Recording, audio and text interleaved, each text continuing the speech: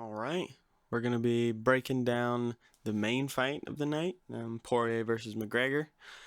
We're just going to do that in this video, change things up a little bit.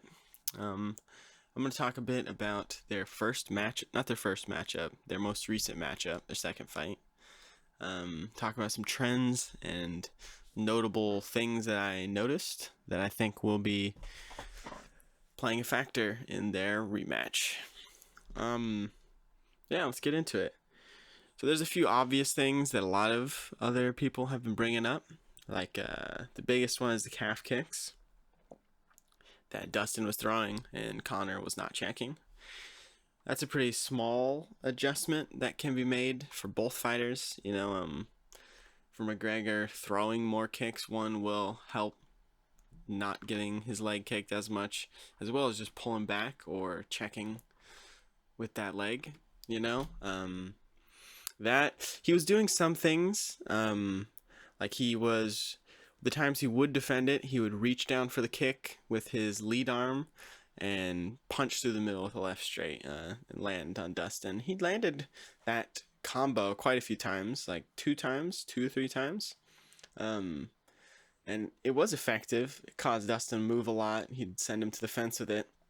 The problems were he wasn't really doing much else with it, and it wasn't enough to deter Dustin from kicking it, and it was his only form of defense was doing that, which is not a good idea. You should have at least, it's a good one to throw in there with those other things like checking or pulling your leg back. But when you're only going for the catch and the punch up the middle, one, you're not checking it, you're still taking these flush leg kicks, so they're still damaging you. And two, you get a little one note with, they realize what you're going to do. They're just going to try to grab the foot and, I think he should continue doing that, but less often, maybe once or twice, and the rest should check or pull away, We'll make that more effective. But I was noticing that, as well as a lot of other people were noticing. And the other one that's a little less noticed, but still MMA analysts who be knowing their stuff, been bringing it up. The right hook by Poirier was actually landing quite often throughout that fight. If you watch those exchanges again, and quite a few of them are kind of hard to pick up on because it happens so quickly in the flurry. But what was happening was, in his combinations, Conor throws a long left hand where he really leans over his hips and legs. And Dustin was exposing that flaw by, after every left straight, whether it was naked or in a combination, he was going for the left hook. His right hook, which is his lead hand because he's southpaw. Going for the right hook, and he was landing it quite often, and it would land just right after the hands are low for McGregor because he's extended so far, the face is out on a platter. There's one of the times that he does it, Dustin even points at him, makes a funny face. But that punch is definitely going to continue to be a solid counter. They obviously were putting in work on that in camp because you could tell it was like an instinct to throw it when McGregor was doing his boxing. I think continuing that is a solid strategy. Try not to get too one note with it, but he wasn't really struggling with that in the last fight. He's picking and choosing his moments to land it really well, and I think if he continues that, it's a perfect. That's one of the better boxing counters he could throw against Conor here. Those are some of the obvious things. I noticed some other things as well that I will talk about. One of them was the jab of both fighters. The jab of both fighters was effective. I would say McGregor's was slightly more effective than Dustin's in this matchup. I was kind of surprised. The jab isn't as much of a thing for Conor, but he was throwing really long lancing jabs, and he was catching Dustin, especially earlier in the first round, before he was able to start getting a little bit of his timing down to not get hit by it. And even when it wasn't landing near the other bits of the round, Conor was getting a consistent look from Dustin, and whenever he was throwing this jab or feinting the jab, quite often Dustin's he's looking for the inside slip plus the shoulder roll. That's what he's looking to throw off that, and presumably it's because he's expecting the 1-2 and he wants to throw the right hook off that. But he was getting a bit predictable with that, and it's a little dangerous. And especially in the second fight, McGregor has an ability to throw head kicks, and he can get these reads.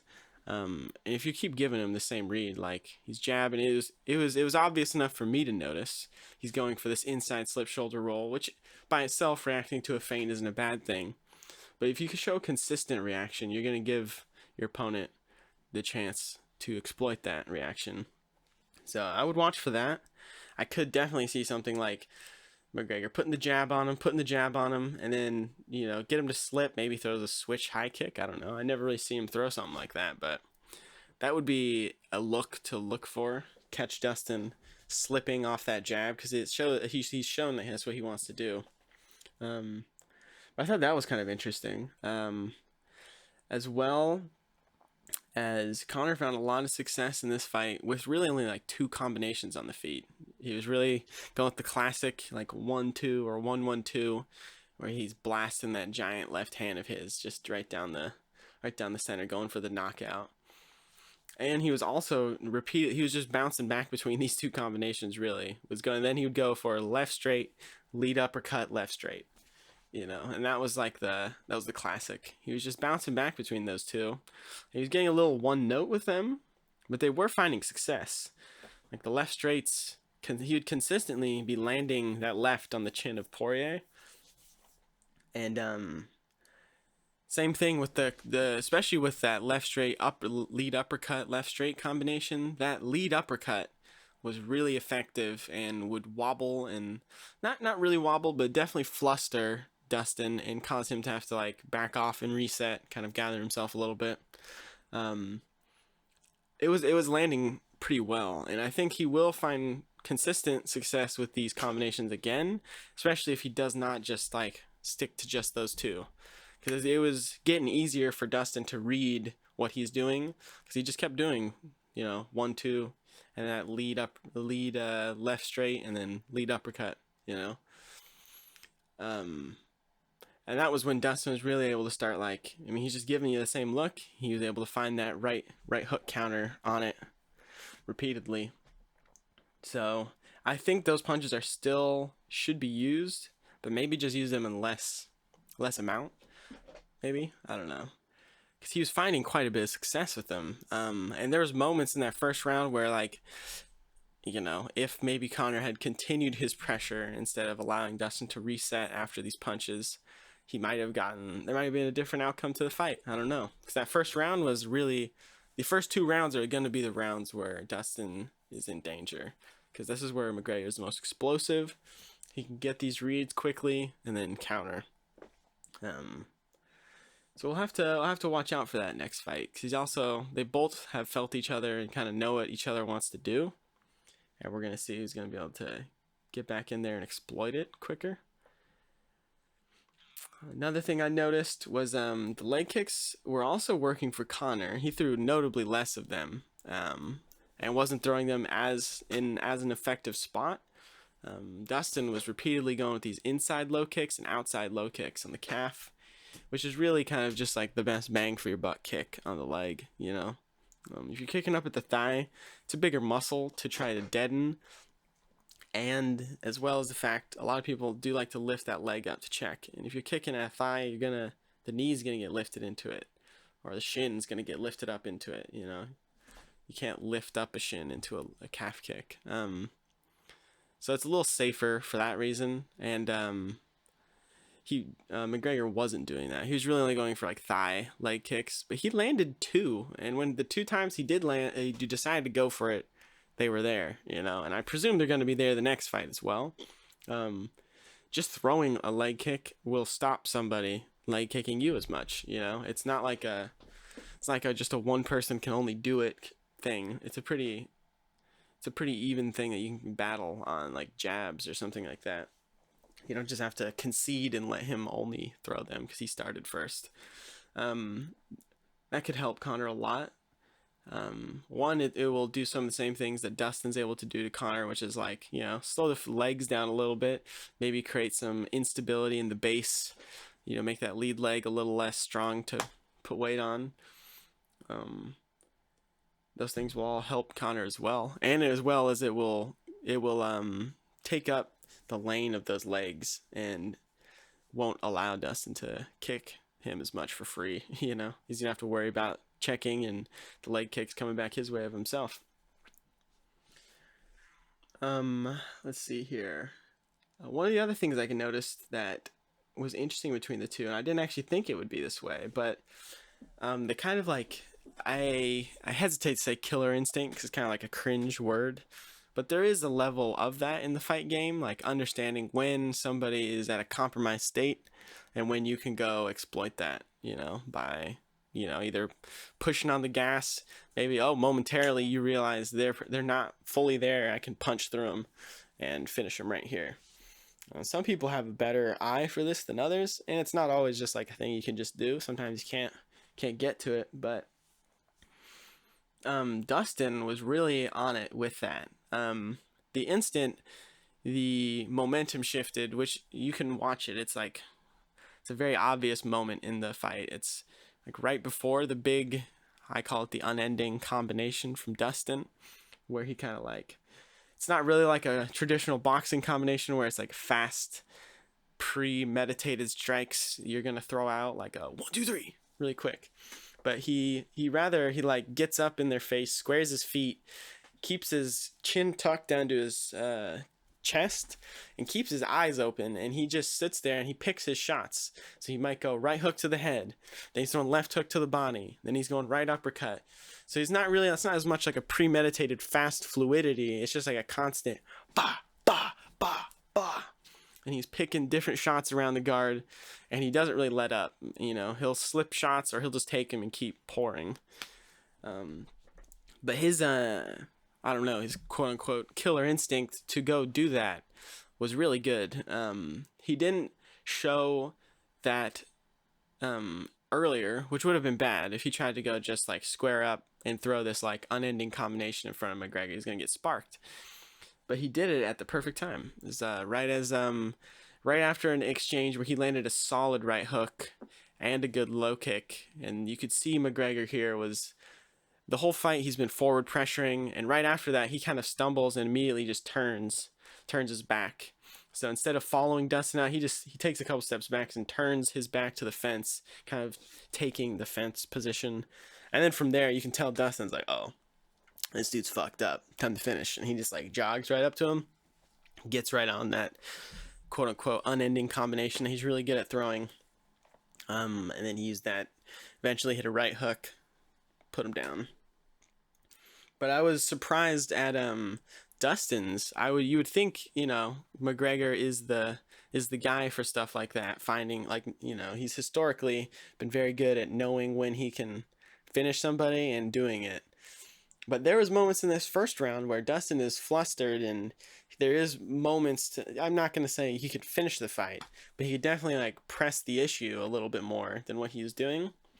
I mean, part of it could be those low kicks already taking effect, and he just can't get there or be that mobile. But that was interesting. That was interesting to see McGregor not really demonstrate that as much this fight, and have Dustin demonstrate it really well. You know, like the instant McGregor was hurt, Dustin was on him. I thought that was a bit interesting to see.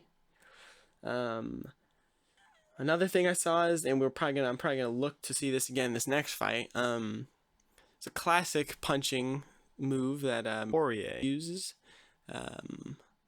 It's been monikered by my man Jack Slack MMA, the Poirer Shift. If you're more interested in that, check out his filthy casuals guides or advanced striking posts. He's very, very in depth on these things. With the Poirer Shift, essentially, is he throws a left straight, hides his chin behind the left straight, shifts his feet, so steps his back left foot forward, and lets that become his front foot.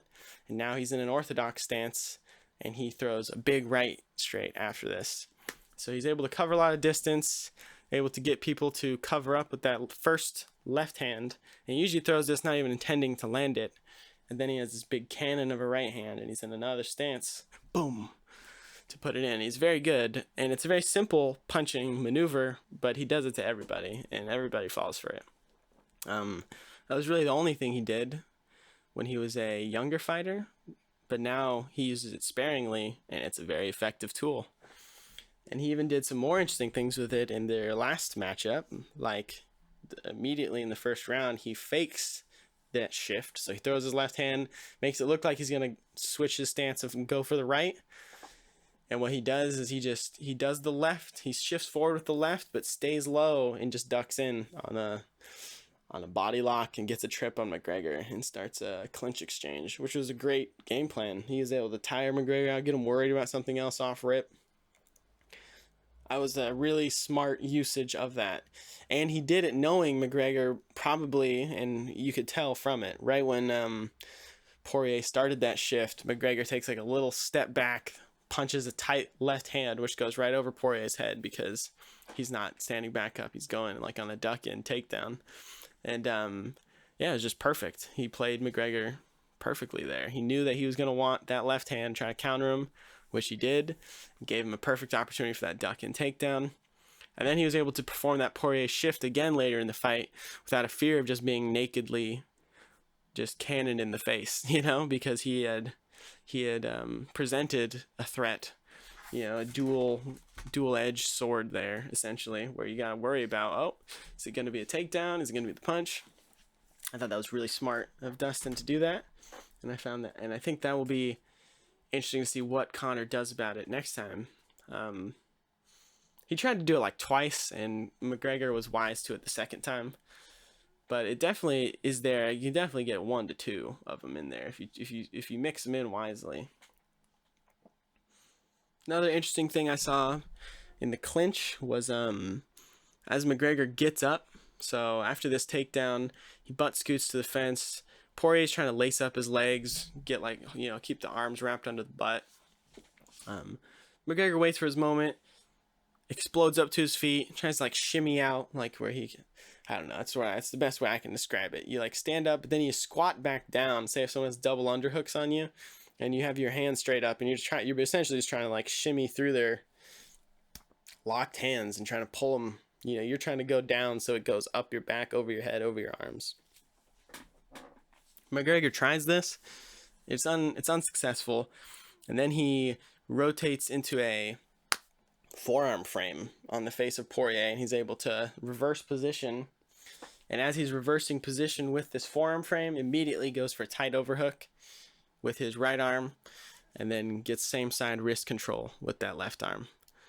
And he works, and then right after that, he's like throwing his big jumping shoulders, which is another interesting thing. I don't know why Dustin is trading those with McGregor. I mean, I get it's kind of like a little pride thing, but also, I mean, one guy is very clearly throwing like effective strikes from here. He's like jumping his shoulder into your face, and the other guy's kind of like slapping his shoulder into his head, you know? It's kind of funny.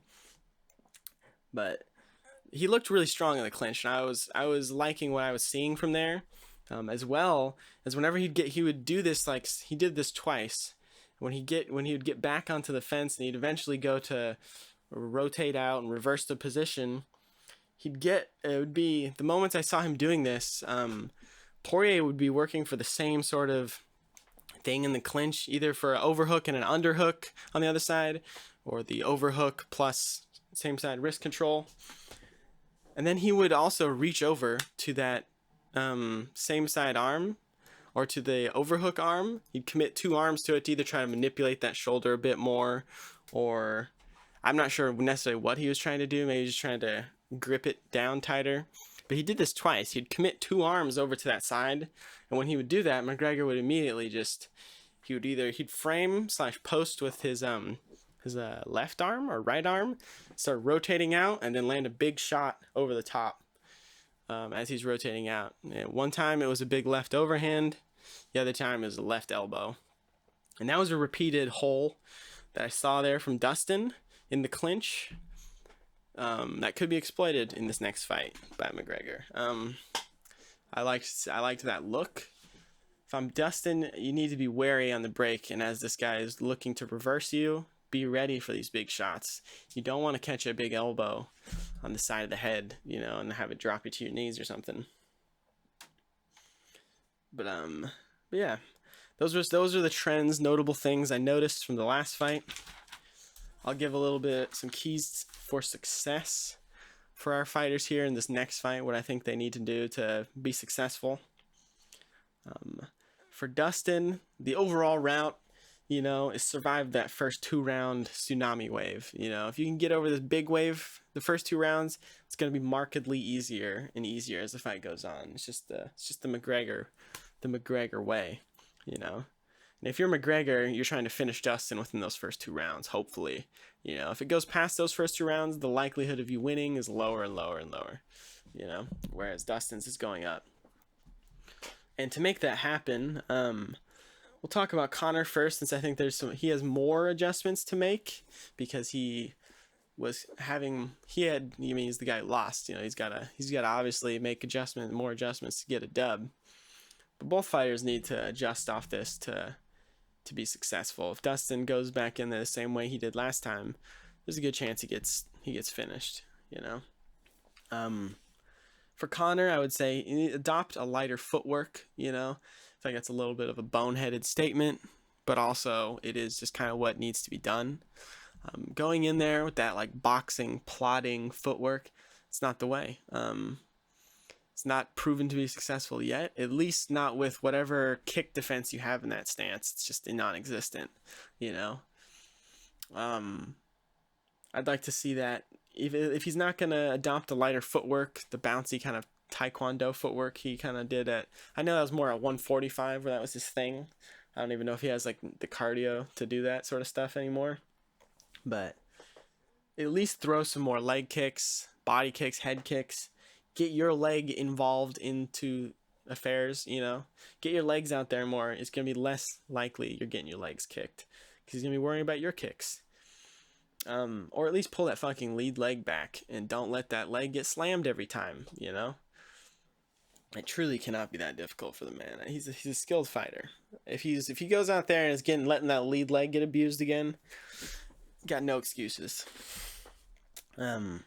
Continue using those boxing combinations that he was finding success with in this last fight. So, the left straight, the 1-2, the classic, that left straight, right upper cut. But don't be as one note with the boxing and these strike choices in particular, like mix it up a little bit more. Don't allow Dustin to just get a read on that, because you have to understand he's reading your biggest weapon, that left straight that you lean over on and are lazy with the pullback.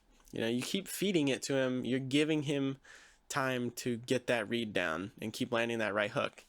If you mix it up, which he did do some things, and the times he did mix it up, like I almost forgot to bring this up in their last fight. One moment I noticed a little mix up that did play well was he's fed him like 2 1-2s in a row. Then he lands a jab, stutters for like half a second, gets that 2 off rhythm, and then lands, and it lands flush, and it kind of, you could tell that one like affected Poirier. Doing more things like that will be good. Mix it up. Don't be as, it's truly mixed martial arts. He has the capability and he has the tool belt to mix it up. Mix it up. He will need to do that against Dustin, because Dustin's going to mix it up and not just make it a boxing fight. So your best bet is to mix it up as well. In the kicks, I would like to see some front kicks. He has good front kicks. If I'm seeing him in his southpaw stance, if he throws a nice lead left leg front kick, that's going to be money for Poirier, especially for a guy who's going to be who wants to leg kick you so hard all the time. A teep will debalance and can knock him down, and it can make them less want to throw the leg kick. I mean, equally, if they catch you in the leg and all your weight's on one leg and you get slammed, doesn't feel very good. But I think the front kicks would be an interesting one, using that alongside his jab. More head kicks as well, because the head kicks will engage the hands of Poirier and force him to have to block. You can't just not block it, I think this would be good. Head kicks, body kicks, both of them involve getting the arms. Body kicks a little riskier. Poirier could grab on for a takedown. But head kicks, front kicks, low kicks, those are very effective weapon choices and will help him a lot in this matchup. And don't allow Dustin to reset as much. He was allowing Dustin, he was putting a forward pressure on, but after he would do something, he would just allow Dustin to either circle out or reset and throw some strikes of his own. And it's like, you need to keep Dustin out of the comfort zone as long as you can and keep him uncomfortable. He's doing a good job with the pressure, but you can't allow him to reset after every engagement because he's gonna recover. He recovers pretty quickly. It's like maximum like 5 seconds of like, oh, I'm really kind of in a dangerous spot, wobbled, and then he's good. He needs to not let him keep walking out, resetting, because that was part of what was killing him there. Like cage him up on the fence, corner him there with a combination of your kicks and your punches, and then that would be the best. I mean, it's easier said than done against a guy who's a good fighter, but I think that will be a key to success. Not letting Dustin move around as much and letting him get away and reset as often as he wants to. Forcing him to either into the firefight, which in a firefight, likely Conor's going to come out on the upper side, I think. Especially early on, like just the power. Like I think the power equalizer early on will be there. Yeah, I think so those are keys for Conor. Keys for Dustin, less things, but mix in those takedown attempts again for the first 2 rounds. Don't only do that Poirer Shift takedown, maybe try a few other things. Clinching up as well is good. Riskier in the clinch, because you need to be aware of the strikes on the break that he does. But if you're aware of that, the takedown in the clinch is going to be beneficial. You're going to tire out McGregor. He's going to get slower. He's going to gas out more. The power is going to leave the hands quicker. It's going to be easier to ride through that wave when he's not just coming out like a bullet. Anything to slow him down those first 2 rounds will be really good. Maybe even a little body work, body kicks, body punches. I don't know.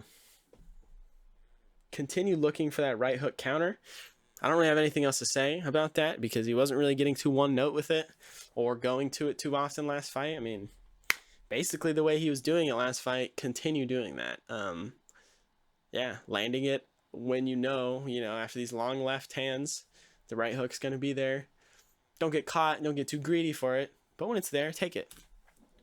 That body work, a body jab or left straight to the body could do work because that's his sore spot is the cardio for McGregor. And Poirier's got a gas tank.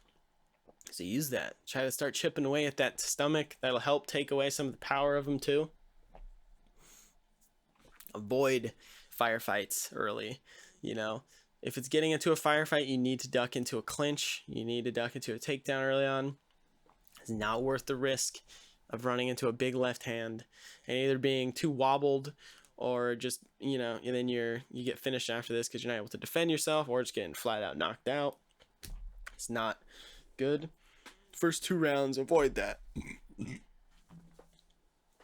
Either, doing that or, low kicks when they're getting heavy on the hands is a good idea in close.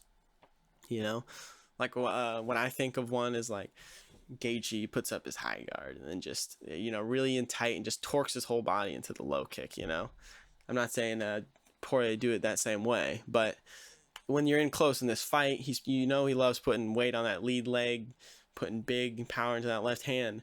It's going to be super fucking easy to get these big low kicks there.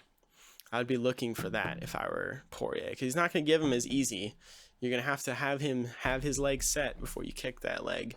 So I think catching him in these moments where he wants to firefight, he's trying to engage you with the hands and wants to start, doing that, immediately counter that with like a low kick. Get in there, maybe jab to the low kick. You're finishing everything with a low kick. Giving him just enough to goad him into this firefight. Boom, low kick. The balance is going to be off. You're going to turn him a little bit. You hit it hard enough. That's going to open up angles. It will make him tentative to go in. Those are kind of the keys I see. Those are the things I would want to see from these guys if I was them or they were my fighter or something. I think this is going to be a really good fight. I'm really excited. I'm probably going to lean toward Dustin Poirier on this one. You know, if I were to give it percentages of who are going to win, I'd probably say it's like 55%, 60% Dustin, 40% McGregor, for just a few reasons. One, there's less adjustments Poirier has to make to be successful, and he's won the last one more recently. He's got more fights more recently. These don't mean success, but they could mean success. Yeah, I just think McGregor's gonna have to do more things, prove more things, dig deeper, which he has proven the ability to do, but I don't know if he will do it for this fight. So I'm gonna predict Dustin with a dub on this one. I don't know if he's gonna TKO him this time again, but I think likely decision or TKO late round, drowning him out. That's my prediction here. I'm gonna try to get a Gilbert Burns Wonder Boy prediction up as well for this card, and then after the card we'll do a whole card breakdown review. But yeah, thanks for watching. If you enjoyed, leave me a comment and subscribe if you like the content. Catch you later.